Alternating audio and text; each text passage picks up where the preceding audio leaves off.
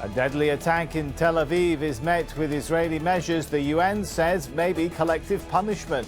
What's fueling the vicious circle? And is anyone interested in stopping it anymore? This is Inside Story.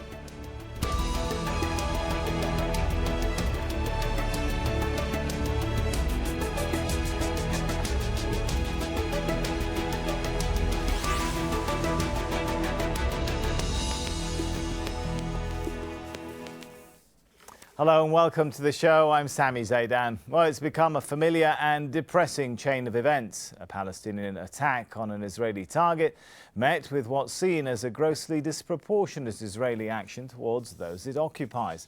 A shooting in Tel Aviv on Wednesday took the lives of 4 Israeli civilians. Israel then imposed sweeping restrictions on Palestinians, revoking 83,000 entry permits, a move the UN says may amount to collective punishment. It's a cycle that does little to tackle the root causes of the violence, the occupation. A cycle which few international powers, once invested in mediation, seem willing or able to manage or stop anymore. Before we bring in our guests, Al Jazeera's Huda Abdelhamid sets things up. The mood is a bit dampened among Palestinians, even though many were able to attend Friday prayers at Al-Aqsa Mosque compound, and that's because some were not. In the aftermath of the attack in Tel Aviv Wednesday evening, Israel did impose restrictions targeting specifically males between the age of 16 to 45. They were not allowed to go through those checkpoints. It also froze special entry permits that it had issued specifically for the months of Ramadan, and that concerns about 83,000 Palestinians who live both in the occupied West Bank and in Gaza. Well, those people were really looking forward for those permits. They're not easy to get, and they were really looking forward to come across to visit relatives. Sometimes they haven't seen them in months. They wanted to shop. They also wanted maybe to go and pray at the Al-Aqsa Mosque. Well, that's not going to happen anymore, and it's specifically hard for those living in Gaza who rarely get permission to leave the Gaza Strip. So certainly these are all measures that Israel took after the Tel Aviv attack. Palestinians say that they are always victim to collective punishment, and they give you this as one example. But they're also quite upset because they were also enjoying the lull in violence, the lull in tensions, and after the Tel Aviv attack, many wonder what could happen next. Huda Abdelhamid for Inside Story.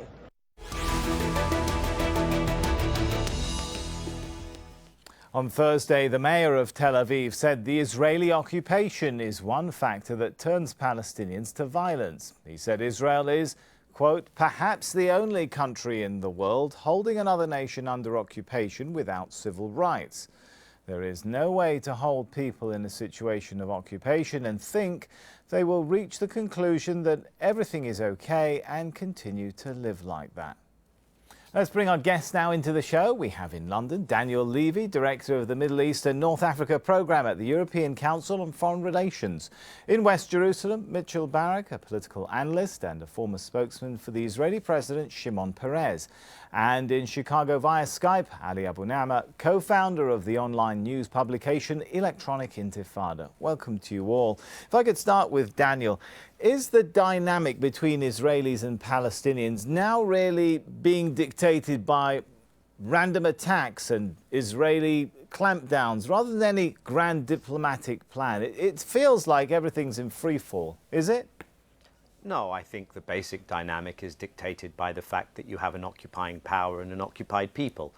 The basic dynamic is that Israel controls the lives of the Palestinians in the territories. You have a Palestinian diaspora, of course, in addition to that, and you have Palestinian citizens of Israel who live in a nominal democracy but whose rights are increasingly squeezed. But the basic dynamic between Israel and the residents of the occupied Palestinian territories remains as it is. That means that it is subject to these periodic spikes. You quoted the mayor of Tel Aviv. His remarks were treated as if they were somehow remarkable or controversial in Israel. They should be seen as obvious and as a given. But in today's Israeli reality, unfortunately, there is an increasing abandonment of a recognition of what that mayor said. So unfortunately, in that overall defining reality, you will have, of course, inevitably, not excusable, but inevitable, acts of violence. You have the ongoing violence of the Israeli state machinery vis-a-vis the Palestinians. What you don't have is anything that challenges that status quo, anything that challenges the cost-benefit equation on the Israeli side. And you also have an attempt to make it impossible for Palestinians to pursue meaningful non-violent avenues for challenging the occupation, whether accountability, whether at the UN, whether through economic sanctions, which makes violence even more likely, as regrettable as it is. All right, Ali, are the random attacks, the shootings by Palestinians, are they not a sign that Palestinians seem to have lost any hope in any sort of, well, what Daniel was calling attempt to challenge that situation, any hope or belief in a peace process anymore? Sami, I feel I have to start by challenging the whole framing of this discussion. You know, the reason we're here today is that there was an attack in Tel Aviv, and sadly there are 4 Israeli families mourning the loss of a loved one. But nowhere in your setup or in Huda's report did you mention that yet another Palestinian family is also mourning the loss of a son. The very morning of the Tel Aviv attack, the family of Jamal Dwekat, a Palestinian youth in Balata refugee camp, buried their son after he was fatally shot in the head by Israeli gunmen. And yet this is all being framed in terms of Palestinian violence and Palestinian attacks. Look, Daniel Levy is right that the root cause, the massive violence, the 24/7, 365-day-a-year violence is the violence of occupation, colonization, and a brutal regime of Israeli apartheid that only knows how to deal with Palestinians as if they are a subject people. I'll give you an example. Eli Ben-Dahan, who is the Deputy Defense Minister of Israel, who is now working with Avigdor Lieberman, the Defense Minister, to take collective punishment against Palestinians, said in 2013 about the Palestinians, to me, they're not quite human, they're like animals. These are the people who are ruling the lives of millions of Palestinians. They are the ones responsible. They are the ones fully responsible. You can't steal people's land. You can't occupy them militarily. You can't deny them their basic rights and then expect that, you know, a small number, because it is a small number of Palestinians, will respond in kind, will respond to Israel's violence. It's very important to challenge your framing that Israel is responding or clamping down. No, it is Palestinians responding to relentless, pervasive, never-ending violence against them. Whether we say, you know, we can all agree, I hope we all agree, that attacks on civilians, regardless of who they are and who is perpetrating them, are unacceptable. But let's at least agree on where the vast majority, the source of the violence is. All right, well, we do take, I think, pride here in being very careful in this show in terms of the framing of who's responding to who. And I think if you go back and listen to the intro of the show, you'll definitely find that word is not even there. But thanks for your perspective on that. Mitchell, according to the Tel Aviv University Peace Index poll in January, the majority of Israelis, I think 56%, support peace talks. But an even bigger majority, 67%, said they don't think any peace talks are going to bring peace in the coming years. It's an interesting, what appears to be contradiction. Why? Well, I've polled on this issue in a number of different times and a number of different places, both among the Israeli Jewish population, the Israeli Palestinian population. I think a lot over the last number of years, certainly the 7 or 8 years or so that Netanyahu has been in office, and then even before that, the last 10 or 12 years, even with going back to when Prime Minister Sharon was in office and Israel voluntarily withdrew from Gaza, and we were met with the rocket fire from there and from attacks from there. They've both lost ideology, meaning both the right and left have lost their ideological drive, the left for a full peace with the Palestinians and the right, the greater Israel. I think people have become a little bit more realistic along those lines, and they're looking for just some type of agreement or arrangement which would stop the terror and give people their basic rights and freedom of movement. I think that's important to all Israelis, but they become very discouraged from the situation and now the ongoing terror attacks and the situation as it is played out in the West Bank with the military and with the Palestinians and so forth. No, sorry, I can see Ali's edging to getting. I'll give you a chance, Ali. A brief response. Come in. Yeah, Mitchell is talking as if Israel isn't engaged in a massive assault on Palestinians to take their land and give it to Jewish settlers. He talks about Israelis as if they're just these hapless people who just want to live in peace, and these evil Palestinians won't let them. I mean, Palestinians are being pushed off their land every day. This Israeli government, the most racist in history, is talking now about annexing Area C, 60% of the West Bank. Every day, Israel is announcing new land theft colonies in occupied Jerusalem throughout the West Bank. Israel has imposed this incredible siege on Gaza now for 10 years, to the point where society is breaking down in Gaza. And he talks as if Israel was just sitting there quietly and Palestinians decided to launch rockets, as if Israel wasn't killing dozens of people in Gaza. In fact, most of bombings. the billions of aid, Let's stop this propaganda. we both know that most of the billions of dollars of aid that was given to the Palestinians in Gaza has gone into the pocket of much of the leadership there, and is used. The cement is used to build tunnels instead of building schools and hospitals and other. It's not. It's not. All right, propaganda. gentlemen. Let's shift gears a little bit so we don't get bogged down into. If perhaps we could move forwards a little bit. Daniel, I mean, you said yes that this is not in free fall. This is a dynamic that is governed by an occupation. It's governed by the Palestinian frustration to that occupation, and this is to be expected. Was there not a point in time, Daniel, though, where it seemed to me like international powers were a lot more invested in trying to, if not solve, at least manage this dynamic than now? They are still very invested in managing it. The management is where that little part of the conversation just ended. When Mitchell talks about the millions to the Palestinians, this is basically the international community subsidizing the ongoing occupation for Israel, and unfortunately a certain Palestinian leadership role to that effect as well. So the international community is still investing in managing the make-believe that we are in a process of Palestinian state building and that there is some kind of peace process to return to.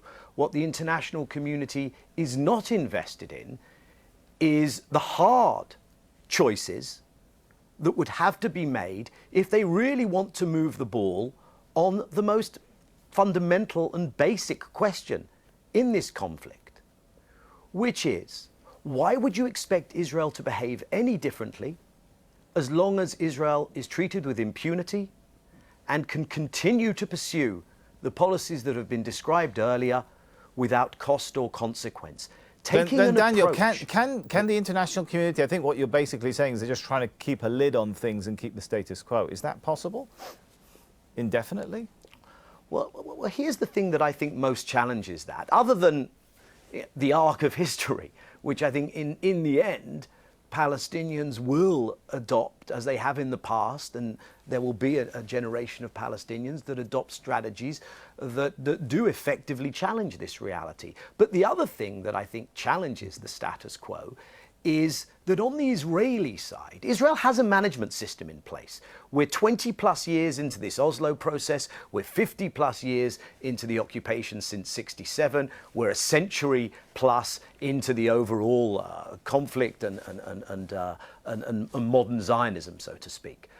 What Israel has done during this occupation and during the Oslo process has put a system in place where it doesn't have to make the choice as to what to do, where it enables limited Palestinian self-rule, and it gets the international community mobilized to support that. Part of that management system, there was a conversation earlier about 83,000 permits being revoked. part of that management system is letting off a little steam, untightening the screws occasionally, because Israel has such control over the Palestinian population. However, the challenge today is that Israel's government is so extreme, is so divorced from reality, that even when the security establishment turn around and say, hey, this isn't about us being liberal or according Palestinians' rights or ending the occupation, this is just about keeping our management strategy in place, the Israeli political elites today are unable to even pursue the policies that allowed them to create a reality which they apparently quite like of permanent occupation. This challenges it because they are so extreme today, and I think it creates potentially new opportunities if people in the international community on the Palestinian side, and let's not forget the role the Arab states should be playing, if they would take that opportunity. Ali Abunimah, do you see any new opportunities here, or are we heading towards, I don't know, another Palestinian Intifada and a complete meltdown? Well, I think, of course, Daniel Levy is right that the Israeli government is the most extreme ever. But what enabled this for many years was the so-called peace process industry, which he was part of, which indulged and coddled Israel while it deepened its occupation, while it deepened its settlements, while it delegitimized any form of Palestinian resistance, and kept holding out these false promises that, yes, one day there'll be a Palestinian state, there'll be a two-state solution. It's very heartening to hear Daniel Levy saying the things now that I and others were saying many, many years ago when they were anathema, and I certainly welcome him to the reality-based club for that reason.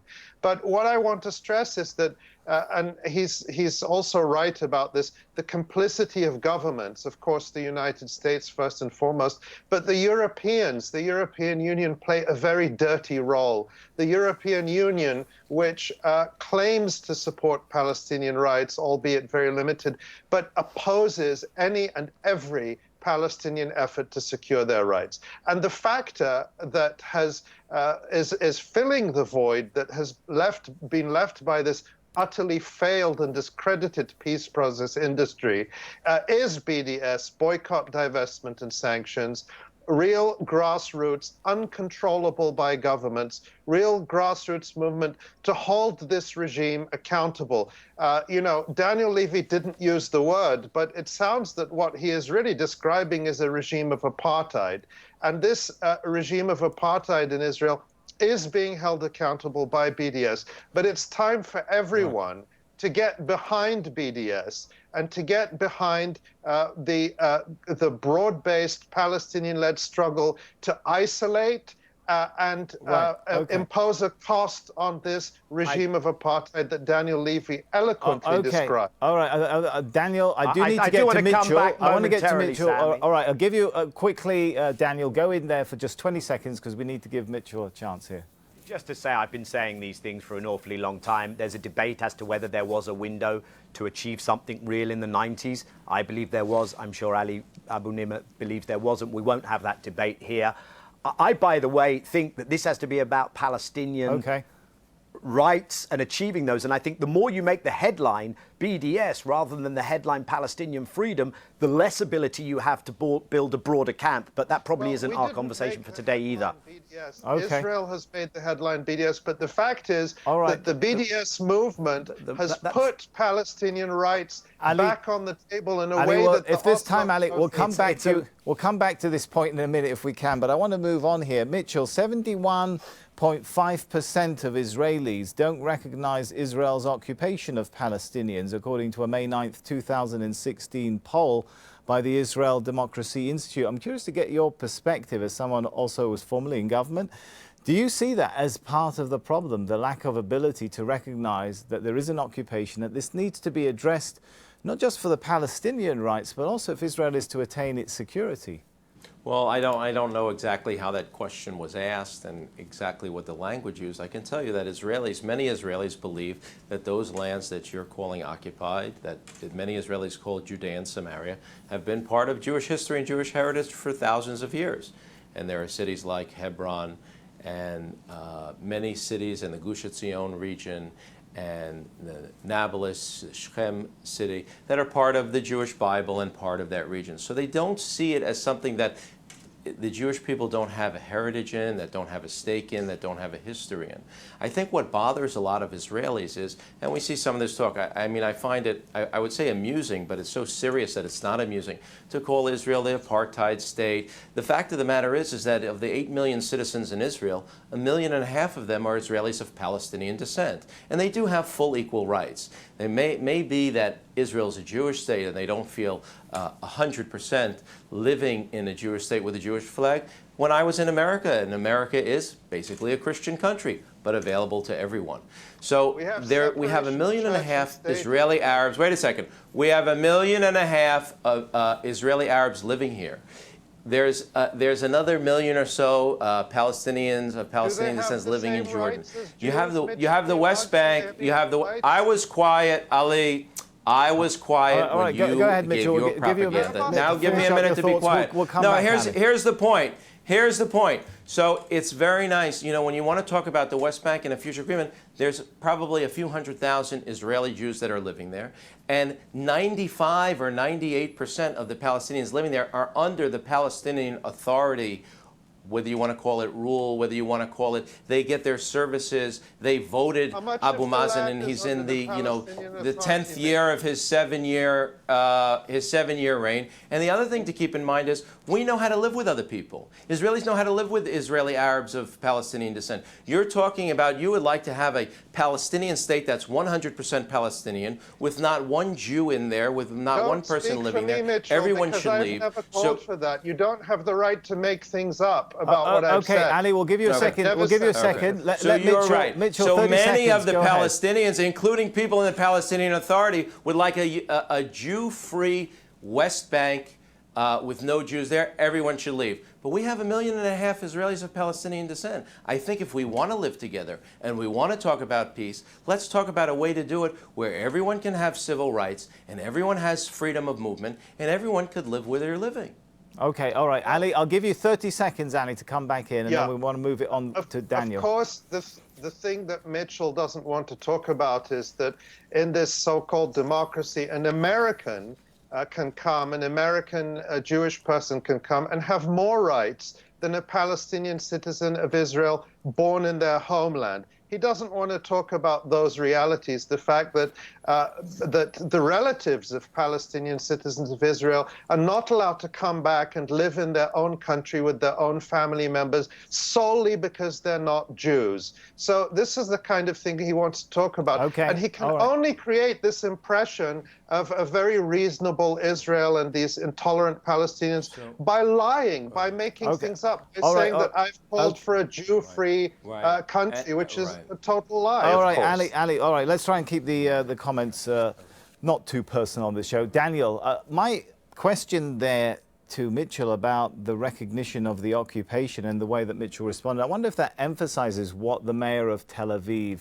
is talking about. I mean, is there perhaps a lack of recognition within Israeli society?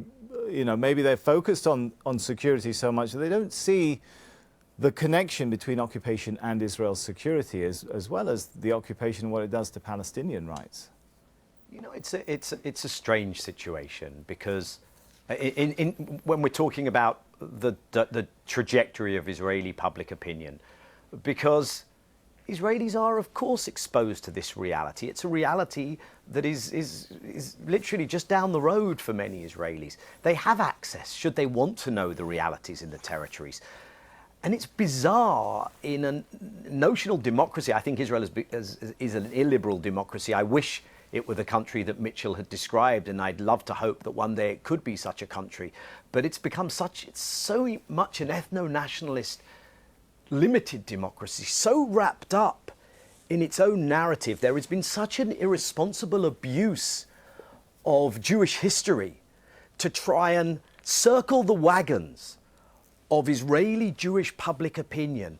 And of course there's dissent in Israel, but you know, to the extent to which there could have been a thriving progressive peace camp, there is not really much of that narrative. You still have some good Jewish MKs. You have, of course, still some vibrant civil society organizations gone after by this government, working with the Palestinian community. Beg your pardon, actually, I'm being told we're out of time, so we're going to have to end it there. and thank our guests, Daniel Levy, Mitchell Barak and Ali Abunimah. And thank you for watching. You can see the show anytime by visiting our website, aljazeera.com. And for further discussion, head over to our Facebook page. That's facebook.com/AJ Inside Story. You can also join the conversation on Twitter. Our handle there @AJ Inside Story. From me, Sami, Zeidan, and the whole team here for now is goodbye.